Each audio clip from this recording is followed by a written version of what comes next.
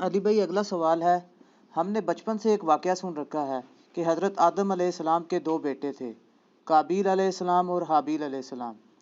ان دونوں بیٹوں کا کسی بات پر اختلاف ہوا تو قابیل نے حابیل کا قتل کر دیا اور وہ انسانیت کی تاریخ میں پہلا قتل تھا۔ مہربانی فرما کر اس قتل کی وجوہات اور تفصیلات بیان فرما دیں، شکریہ۔ دیکھیں جی، یہ لوگوں کے لیے بڑا انٹرسٹنگ واقعہ ہے، اور یہ وہ واقعہ ہے جو کہ کامن ہے بنی اسرائیل اور مسلمانوں کے درمیان، قابیل اور حابیل کا واقعہ۔ قابیل اور حابیل کا نام تو قرآن و سنت میں نہیں ملتا، ہمارے پرانے مفسرین نے استعمال کیا ہے۔ قرآن میں تو آیا کہ آدم کے دو بیٹے، اسی طریقے سے احادیث میں بھی بخاری مسلم میں ہی آیا کہ آدم کے دو بیٹے۔ البتہ اگر آپ موجودہ جو دور میں کتاب مقدس اٹھائیں، جس کے اندر تورات بھی ہے، انجیل بھی ہے، نیو ٹیسٹمنٹ بھی، اولڈ ٹیسٹمنٹ بھی، اور کئی انبیاء کے صاحب بھی ظاہر ٹیمپرڈ فارم کے اندر، تو اس میں جو پہلا چیپٹر ہے نا آپ کو اولڈ ٹیسٹمنٹ میں، جس کو یہود و نصارہ دونوں مانتے ہیں، پیدائش کا چیپٹر، تو اس میں آپ کو شروع میں یہ قابیل اور حابیل کا واقعہ مل جائے گا کہ حضرت آدم علیہ السلام کے دو بیٹے تھے، اور اس طریقے سے ایک بیٹے نے دوسرے کا قتل کر دیا۔ باقی جو اس کی ریزن بیان کی جاتی ہے وہ قتل کیوں ہوا، وہ ریزن تورات میں بھی اس طریقے سے نہیں ملتی جو پبلک کے اندر مشہور ہے۔ جو پبلک میں مشہور ہے اسرائیلی روایتوں کی وجہ سے، وہ میں آپ کو بتا دیتا ہوں۔ نہ وہ مسلمانوں کے ہاں کوئی روایت ملتی ہے، نہ تورات کے اندر ہے۔ ہو سکتا ہے اسرائیلی روایتیں ہوں، تورات میں بھی اس طریقے سے واقعہ نہیں آیا ہے، جنرل واقعہ آیا ہے جو قرآن میں آیا ہے، اسی طریقے سے جنرل واقعہ۔ تورات میں ذرا زیادہ ڈیٹیل آئی ہے۔ مشہور یہی کیا ہوا انہوں نے کہ جی وہ حضرت آدم علیہ السلام کا ایک گھر، ان کے گھر جوڑا صبح کے وقت پیدا ہوتا تھا، لڑکی اور لڑکا، اور ایک شام کے وقت۔ تو جو صبح والا لڑکا ہوتا تھا اس کا نکاح شام والی لڑکی کے ساتھ کروایا جاتا تھا، اور شام والا جو لڑکا ہے اس کا نکاح صبح والی لڑکی کے ساتھ کروایا جاتا تھا، شروع میں جب انسانی نسل کو اللہ نے چلانا تھا۔ بعد میں تو محرم رشتے آ گئے۔ تو وہ کہتے ہیں کہ جی قابیل کے ساتھ جو لڑکی پیدا ہوئی تھی وہ خوبصورت تھی، اور جو حابیل کے ساتھ پیدا ہوئی تھی وہ اتنی خوبصورت نہیں تھی۔ تو جب رشتے کی باری آئی تو قابیل نے کہا نہیں، میں تو اس کے ساتھ ہی نکاح کروں گا، اور اللہ کے حکم کو توڑنے کی کوشش، یعنی اسرائیلی روایت میں آپ کو بیان کر رہا ہوں۔ اس کے اوپر پھر ان کے درمیان ٹھن گئی، اور اس کے بعد جو کچھ ہے نا وہ قرآن میں بھی ہے، تورات کے اندر بھی ہے، کہ دونوں نے اللہ کے حضور اپنی نظر پیش کی۔ یہ آپ کو پورا واقعہ جو ہے نا سورۃ المائدہ کے اندر آیت نمبر 27 سے لے کر 32 تک مل جائے گا، وہ آپ پڑھ لیجئے گا۔ سورۃ المائدہ آیت نمبر 27 سے لے کر 32 تک۔ تو تورات میں یہ ملتا ہے کہ جو قابیل تھے وہ کھیتی باڑی کرتے تھے زمین میں، اور حابیل جو ہے وہ بھیڑ بکریاں چڑھایا کرتے تھے۔ تو دونوں نے کہا ٹھیک ہے، ہم اللہ کے حضور قربانی پیش کریں گے، جس کی قربانی قبول ہو گئی نا اس کا موقف صحیح ہوگا۔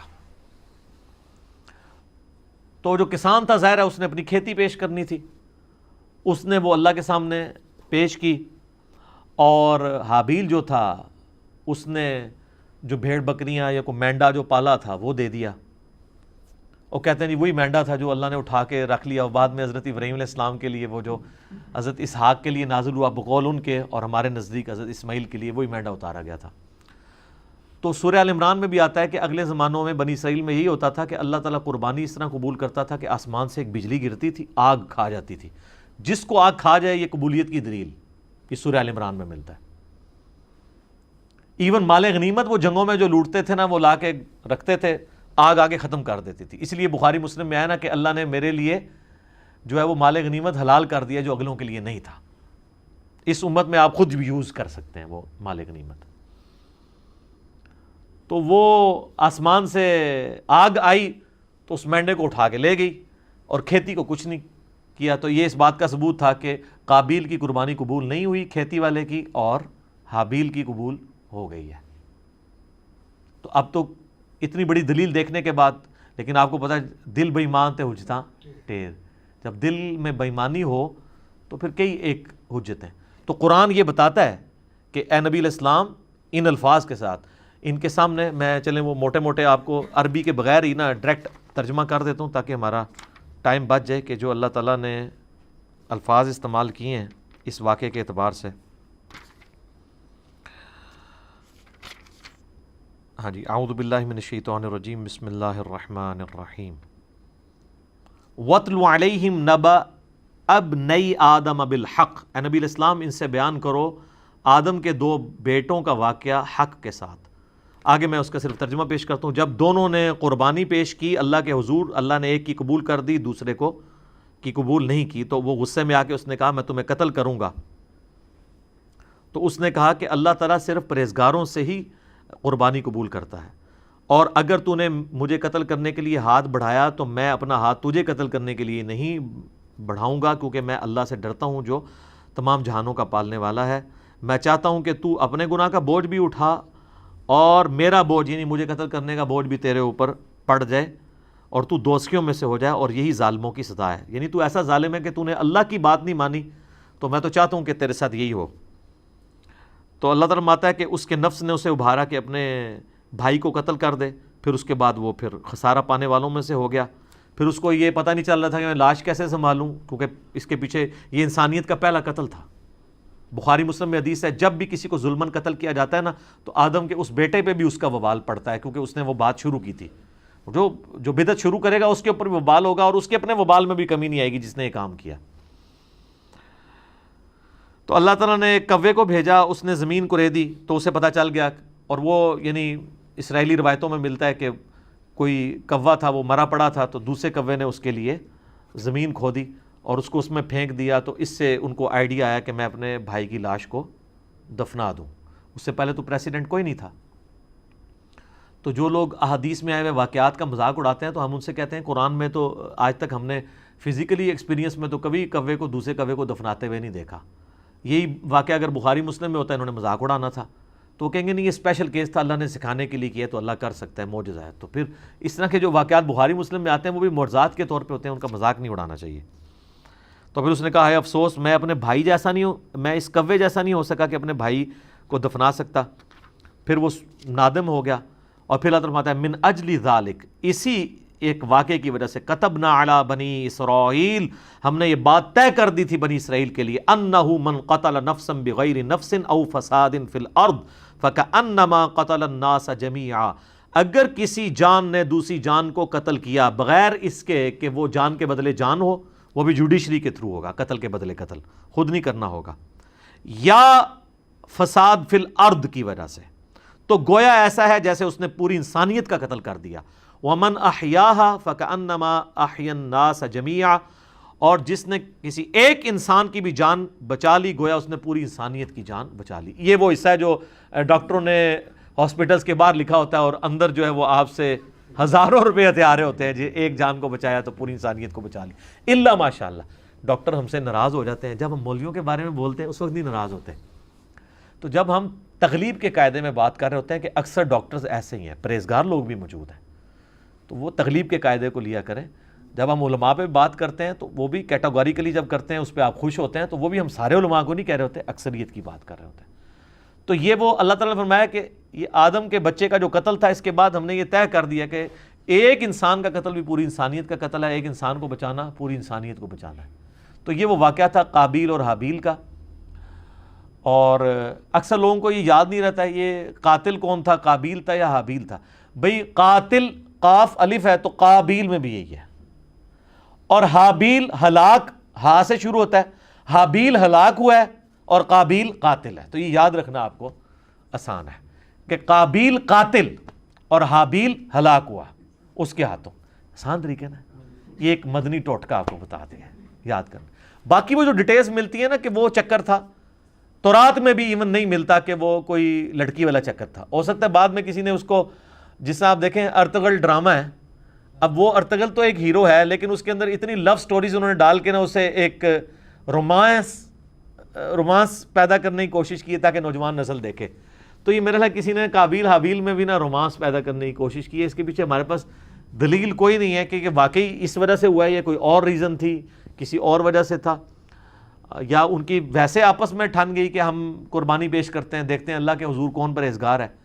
کیونکہ اگر یہ واقعہ اس طریقے سے ہوتا تو یہ تو بہت بڑا واقعہ تھا، قرآن میں اس طریقے سے اس کو رپورٹ ہونا چاہیے تھا، اور قرآن میں اگر نہیں ہوا تو تورات میں بھی نہیں۔ میں نے اسپیشلی یعنی تورات اس حوالے سے کئی دفعہ دیکھی ہے، تو اچھا اس میں آپ کو لفظ قابیل نہیں ملے گا، قائن ملے گا، اور حابیل حابیل ہی ملے گا.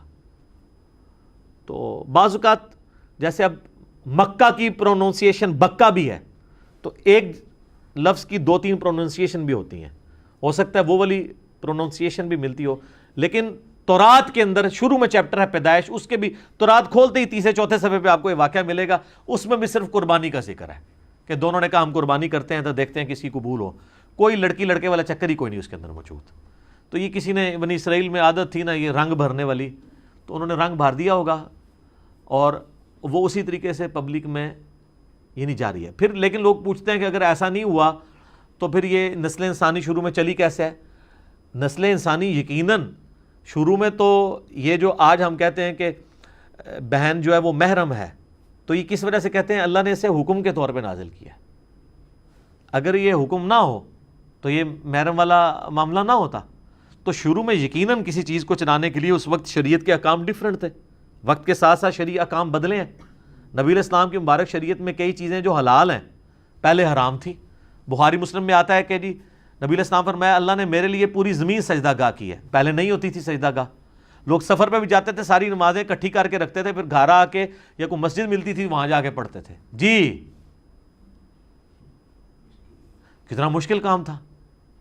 مال غنیمت حلال کر دیا گیا نبی علیہ السلام کے لیے, اگلے لوگوں کے لیے حلال نہیں تھا. تو شریعت میں احکامات اس زمانے میں یہ چیز ہوگی کہ جو حضرت آدم علیہ السلام کی جو اولاد پیدا ہوئی ہے, اور باقی یہ کہنا کہ صبح پیدا ہوتی تھی شام تک جوان ہو جاتی تھی, اس کی کوئی دلیل نہیں ملتی. اپنے ٹائم پہ جوان ہوتی ہوگی, حضرت آدم علیہ السلام کی بھی اتنی عمر تھی, تو وہ آپ تھوڑا ان کو جوان ہونے تھے 15-20, یہ کون سا پاکستان انڈیا والا جوان ہونا ہے کہ 35 سال میں شادی ہو رہی ہے. 12-15 سال میں شادی ہو جاتی تھی. تو 12-15 سال کے اندر وہ اس طریقے سے شروع میں اللہ تعالیٰ نے اس سلسلے کو اس طریقے سے چلایا ہوگا. خود یعنی قرآن پاک میں اللہ تعالیٰ ماتا ہے کہ ہم نے سورہ نساء کے اندر کہ ہم نے ایک جان سے سب کو پیدا کیا, اس سے اس کا جوڑا بنایا. اور بخاری مسلم میں آتا ہے کہ اما حوا جو ہے وہ سیدنا آدم علیہ السلام کی پسلی سے پیدا ہوئی, قرآن میں بھی اشارتاً موجود ہے. اور یہ سیم چیز جو ہے تورات میں بھی آپ کو پیدائش چیپٹر میں ملے گی کہ حضرت آدم سے حوا نکلی ہیں. تو یہ بھی تو ہوا ہے نا, ان میں سے نکلی ہیں تو وہ بیوی بھی بن گئی. تو ایک اسپیشل کیس تھا. یہ اکثر لوگ پوچھتے ہیں نہیں شروع جو کام کس طرح چلیا سی, وہ پائی کیویں بھی چلیا سی, تسی دیکھو ہن کام کیوں چلانا ہے, اسے چل گیا. تو ظاہر شروع میں اسی طریقے سے اور تو کوئی آپشن نظر نہیں آتا کہ چلا ہوگا. تو باقی وہ یہ کہ صبح ہوتی تھی شام کو تک جوان ہو جاتی تھی, پھر کراس کروایا جاتا تھا, اس کی کوئی دلیل نہیں ملتی. ہاں اسرائیلی روایتیں یہ کہتی ہیں, اور ایون ابن کثیر نے بھی, ابن جریر طبری نے بھی, ہمارے اہل سنت کے جو بڑے ائمہ ہیں انہوں نے بھی یہ نقل کیا کہ, لیکن ساتھ انہوں نے بھی کہا کہ یہ ہماری اسیسمنٹ ہے, ہم اس کو وثوق سے نہیں کہہ سکتے کیونکہ نبی علیہ السلام نے اس کی ڈیٹیلز بیان نہیں کی ہے یہ کیسے ہوا ہوگا. الٹیمیٹلی یہ ایک بندے نے دوسرے کا قتل کر دیا, اس کے اگینسٹ اللہ نے یہ قانون نازل کر دیا کہ ایک انسان کا قتل پوری انسانیت کا قتل ہے, ایک مسلمان نہیں انسان, اور ایک انسان کی جان بچانا پوری انسانیت کی جان بچانا ہے. اصل میں یہ ہے میسج. آدم کے 2 بچوں کے قتل میں جو میسج ہے وہ یہ ہے کہ قتل نہ حق اللہ کو ناپسند ہے.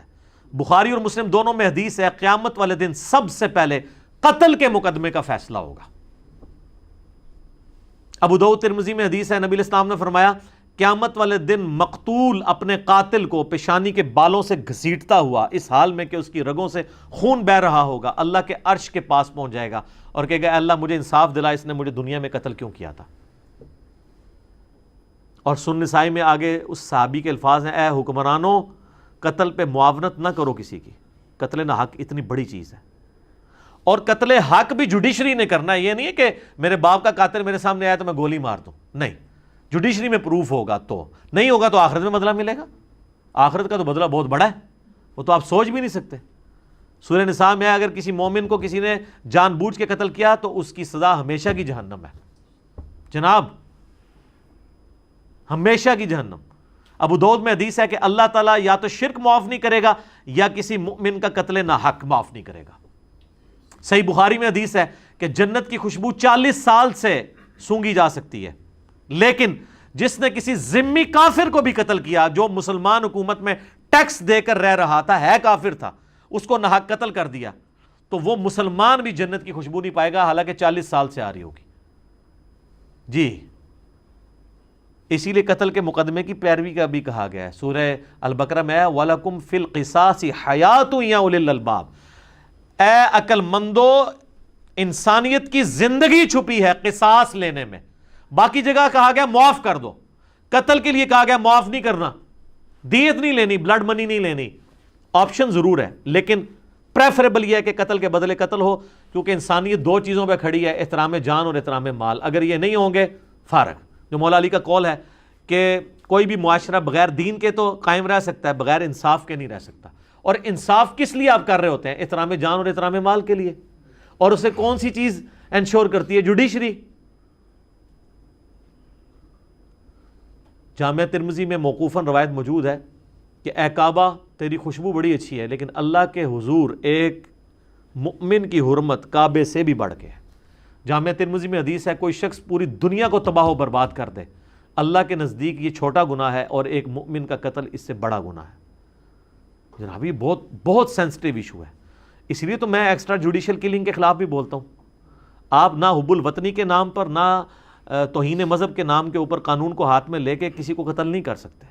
ناحق بندہ قتل ہو گیا تو آپ مارے گئے، یہ نہیں ہوگا کہ آپ کی اجتہادی غلطی شمار ہوگی. آپ ہر چیز کو جوڈیشری میں لے کر آئیں گے، اور جوڈیشری میں پروف نہیں ہوتا اور وہ واقعی قاتل تھا، اللہ جانے اس کا معاملہ جانے. آپ نہیں کر سکتے، ورنہ بے گناہ لوگوں کو بھی سزا ملنا شروع ہو جائے گی. لوگ اپنی ذاتی دشمنیاں نبھانے کے لیے بھی ماورائے عدالت قتل، ایکسٹرا جوڈیشل کلنگ کرنی شروع کر دیں گے. تو یہ بہت سینسٹیو ایشو ہے قتل والا. تو یہ حضرت آدم علیہ السلام کے 2 بیٹوں کے قتل والا جو واقعہ تھا، اس سے لیسن یہ ملتا ہے. میں اپنی گفتگو کو اس حوالے سے کنکلوڈ کروں گا اسی حدیث پہ جو بخاری اور مسلم دونوں میں ہے کہ نبی علیہ السلام نے فرمایا دنیا میں جب بھی کسی انسان کو ظلماً قتل کیا جاتا ہے تو اس کا گناہ کا بوجھ آدم کے اس بیٹے کے اوپر بھی پڑتا ہے جس نے سب سے پہلے انسانیت میں قتل کیا تھا. اور اس پہ تو پڑتا ہی ہے. اور اس کو سپورٹیو وہ بھی حدیث ہے صحیح مسلم کی کہ جس نے اسلام میں اچھا طریقہ جاری کیا، جتنے لوگ عمل کریں گے اس کا ثواب اسے ملے گا اور ان کے اپنے ثواب میں بھی کمی نہیں آئے گی. اور جس نے اسلام میں برا طریقہ جاری کیا، جتنے لوگ اس کے اوپر عمل کریں گے اس کا وبال بھی اس پہ ہوگا اور وہ عمل کرنے والوں کے وبال میں بھی کمی نہیں ہوگی. یہ اسلام میں اچھی بدعت اور بری بدعت نہیں ہے، طریقہ. جیسے یہ ہم ویڈیو بنا رہے ہیں یہ طریقہ ہے، احادیث ریٹن فارم میں ائمہ لے کر آئے یہ طریقہ ہے، الیکٹرانک کاؤنٹر یہ طریقہ ہے، جہاز پہ اونٹ کی بجائے جہاز کے اوپر سفر کرنا حج کے لیے اونٹ کی بجائے یہ طریقہ ہے. یہ سب طریقے ہیں، اس سے اصل دین نہیں بدلا. یہ نہیں ہوتا کہ جناب نیچے اس پنکھے کے اور اوپر اس قالین کے، منہ طرف اے سی شریف اور خانہ کعبہ شریف، اللہ اکبر. نہیں، یہ ساری چیزیں طریقے ہیں. دین وہی ہے، نمازیں وہی ہیں، طریقہ کار وہی ہے. باقی جو دین کو سپورٹیو طریقے ہیں نا، وہ جو بھی اسلام میں کرے گا اس کو ثواب ملے گا. تو یہ برا طریقہ اس نے جاری کیا تھا، قیامت تک قابیل کے اوپر اس کا وبال رہے گا. والعیاذ باللہ تعالی. اللہ تعالیٰ ہمیں اس گناہ سے محفوظ فرمائے. آمین ثم آمین.